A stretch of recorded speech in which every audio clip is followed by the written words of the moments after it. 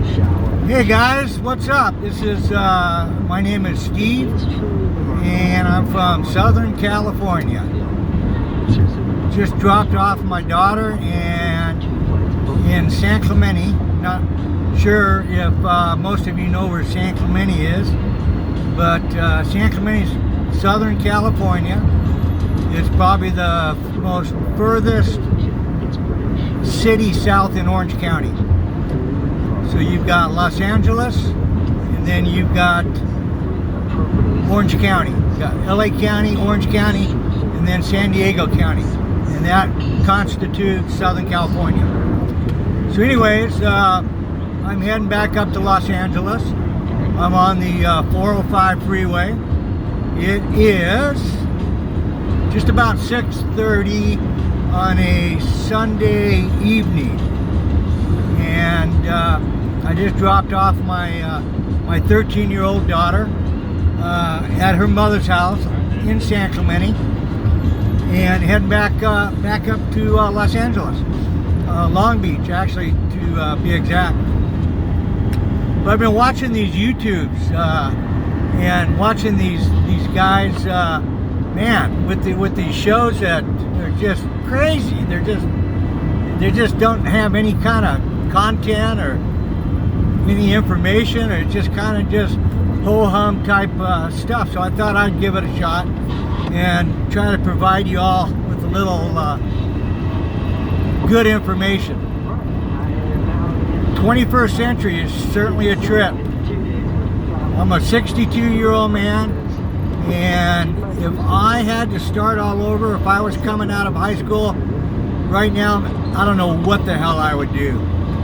It seems like college is just set up for people to control your mind. Doesn't seem like really doing you a whole hell of a lot of good. I've got a daughter that just started college. In fact, she starts Monday. She's a freshman. And you know, unless you're gonna pursue a career in medicine, become a doctor or lawyer or something like that, I don't really know if college is really the answer for people these days. It sure seems to me like it's so competitive, and it seems like you just find yourself in debt trying to get there. I don't know.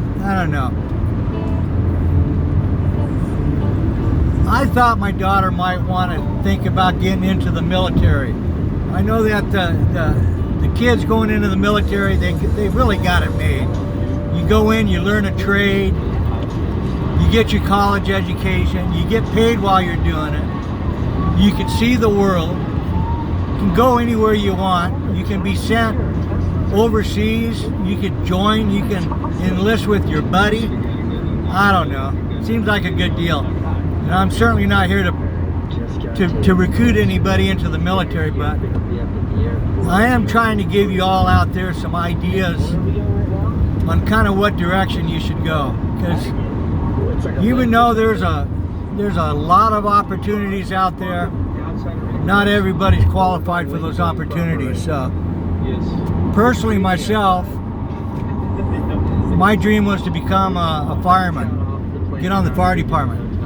And so I started driving an ambulance my senior year in high school. I was already 18, so I started driving an ambulance, and I got that experience, and I ended up getting on the fire department, worked for San Clemente Fire Department, Fort Wayne County, and yeah, I wasn't content with that, and in some ways I wish I would have stayed there, but I had a different calling. I had something that was tugging on me, and it was just something that I couldn't let go of. And believe it or not, I'm a flight attendant. I'm a flight attendant for one of the world's largest carriers. And ironically enough, I worked for 4 airlines. National Airlines, which was out of Florida. That's who I left the fire department for. And then we were bought by Pan Am. And then I ended up over at American. left American, went over to Northwest, and now ended up with, after Northwest was sold, I ended up with another legacy carrier. One of the world's largest carriers. But anyways, those of you that are interested in becoming a flight attendant, I gotta tell you, it's not a job. It's an adventure. It's actually a lifestyle. Matter of fact, I got the next 2 weeks off coming up here, beginning of September, and excuse me a minute, let me turn this down. I think I'm watching this guy's video, man. This guy's got 1 billion hits, and I'm trying to figure out why he's got 1 billion views. And his content's kind of cool, but it ain't a whole lot. I don't know how he got 1 billion hits. Damn. Anyways, I haven't learned anything from him. In fact, I can't even remember what I just watched, but for some reason, people like that. But anyways, if you're even the remote interested in becoming a flight attendant, man, I'd be happy to help you along and show you the ropes. I know there's some kind of how-to videos out there on how to become a flight attendant stuff, but there's some helpful information in there, but they really haven't got down to the nitty-gritty, the heart and soul of it all. They haven't really exposed to you what it's really like. You know, they tell you this and they tell you that. I guess those are the nuts and bolts, and I guess, you know, in order to build anything, you gotta start from the nuts and bolts. But I'm gonna skip through that right now. If you guys want more information on that, I'll share that with you too. But let's get into what a flight attendant really is, and what we really do, and what kind of money you can make, what kind of opportunities you can do. I think one of the coolest things about being a flight attendant is the fact that you can almost do anything on the side that you choose. So you can kind of manipulate your work schedule and continue doing whatever you do. We've got a lot of friends. I got a lot of friends that are hairstylists, for example, beauticians, I guess, what they're called. A lot of guys in construction, things like that. And you know, you don't have to quit your day job to actually pursue this and see if it's something that you guys want to do. Anyways, one of the things I do on the side is my brother and I started up a surf camp in Costa Rica, and I live in California, and we started a business in Costa Rica. So that's kind of like one of the cool things that you can do. You can live in another country. In fact, you can live just about anywhere in the world that you choose to live, as long as you show up to work wherever your domicile is on time. The cool thing about it is it's on their dime. So the company I work for, I can fly anywhere in the world that they fly for nada, for zero, nothing. So when I was living in Costa Rica, I commuted. So what that meant was, I'm going to talk myself off of the wrong freeway, is what that means. I need to get over real quick. Yippity yippity yip, move it, dude. Get over, coming over. Thank you. Sorry about that. I just about got on the wrong freeway, which would have cost me about 15 minutes of my valuable leisure time. Coming over, buddy. Sorry about that. I don't know if you just saw that, but that's how we drive out here in California. Crazy! And I'm right there in the middle of it. But that's the cool thing too. I somehow managed to have a butler on a flight attendant salary. Figure that one out. Well, I'll explain that one to you later. He does all my driving for me. He drives me to the airport and picks me up, because I hate driving. One thing I do not like, and that is driving. Especially in California, because I'm just as crazy as them other. But anyways, back to this commuting thing. So as a flight attendant, you're given a domicile. In other words, it's kind of like the major place where most of their flying starts or connects. I happen to be based in Los Angeles, California. So, but I lived in Costa Rica, and if I had to be at work on Monday, I would leave on Sunday. Or if I had to fly out Monday night to start my trip, I might come in Monday morning. So you can live where you want, and you just got to take a plane to work. Some people drive to work. Flight attendants can take a plane to work and start your day. So I would start my day, and I'd go do my thing, do my trip, and I'd come back, and I might take a day off, hang out in California. A lot of people have what they call crash pads, where maybe 20, maybe 10, I don't know, people share an apartment so that when you're in town, you have a place to crash. Me being from California, I had a million resources, plenty of places to stay. All my family's out here, friends, so that wasn't really a problem. So when I came in and I needed to stay overnight, that wasn't a problem. You can keep a car here. The airline pays for your parking. They provide it for you, so you got killer parking. You can even have a camper. You can have like a motorhome or something too you can keep, which makes it kind of cool. But anyway, so then I'd finish my flight, and then I'd get back on the airplane and go back home. And until it was time to fly again. So anyway, so my brother, he was on the pro surfing tour, and for a lot of years, and he had really good sponsors. And when it finally ended, his career finally ended, his sponsors weren't really around much to kind of support him. My brother was not really college educated, and all he wanted to do was just be a rep for their company. I think he was sponsored for a surf company called GNS, Gordon and Smith, and I think they dealt with skateboards. I think they're more into skateboards now, but they had surfboards, skateboards, clothing, and that was his main sponsor. And then his wetsuit company was Body Glove, and they sponsored him. And I think he was with Barney Sunglasses out of France. And so he had some people paying his way so he could continue his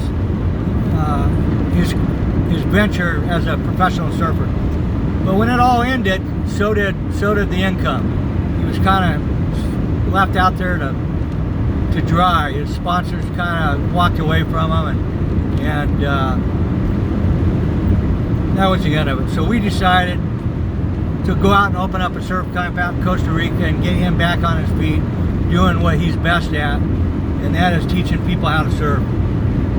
So actually our surf camp evolved from teaching new people how to surf to a point where now he is the official coach for Costa Rica, representing Costa Rica in the upcoming 2020 Olympics in Japan. So it actually worked out pretty good for him. So anyways, these are kind of things that you can make happen, or continue to do, whatever you want to do. So back to the life as a flight attendant. Tomorrow I'm flying to where am I going tomorrow? I'm going somewhere on the East Coast, and then I'm coming back, and I do that all in one day. And the cool thing about my job is that I can drop any trip that I want. So if, let's say that I have to work tomorrow, I have to fly a trip up, I have to go somewhere, maybe layover, maybe it's a 3-day trip, maybe it's a 4-day trip, maybe it's international, maybe I'm going to Australia or New Zealand or South Africa or Europe somewhere. And I'm not up to it. Maybe I don't feel like it. Maybe something came up. Maybe someone's birthday came up that I forgot about, and now I got to go to work. Well, the cool thing about this job, I can drop that trip. I can put it on what they call a board where everybody, all the other flight attendants see it, and they go, hey, I want that trip. So they pick up that trip, and you're off the hook. You no longer have to, you're not committed, so you can go about and do your partying or whatever it is the hell you want to do. So, very flexible, insanely flexible job.